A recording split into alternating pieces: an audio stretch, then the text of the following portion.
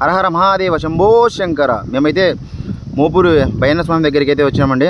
మా ఊరు నుంచి 60 కిలోమీటర్లు ఇంత దూరం ఎందుకు వచ్చామంటే వేరే వాళ్ళ పుట్టు వెంట్రుకలు ఉంటే దేవుడి దగ్గరికి వచ్చామండి.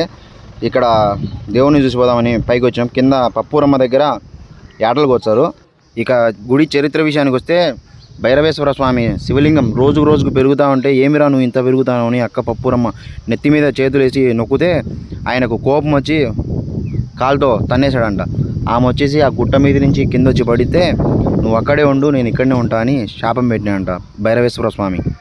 మీరుగిన ఈ గుడికి వచ్చి బాగా గమనించారంటే గిన గర్భగుడిలో నుంచి పైన గోపురం వరకు శివలింగం ఉంటుంది. మన ఎలా చెప్పాలంటే మీకు మన మిద్దె ఉంటుంది కదా, మిద్దె కంటే కొంచెం హైట్ ఉంటుంది. ఇంకా ఇక్కడున్న దేవుడు చాలా పవర్ఫుల్ అని ఇక్కడికి వచ్చే భక్తులు అయితే చెప్తా ఉన్నారు. నేనైతే ఒక కోరిక అయితే కోరుకున్నా. ఆ కోరిక తీరిందంటే గిన ఖచ్చితంగా మళ్ళీ వచ్చా. తీరకపోతే ఏం చేస్తాం? ఏం చేయలేం. అంతా దేవుడి చేతిలో ఉంది. మనం కోరినంత మాత్రాన దేవుడు తీర్చాడు. ఆయనకు నచ్చితేనే మన కోరికలు తీర్చాడు. హరహర మహాదేవ శంభో శంకర.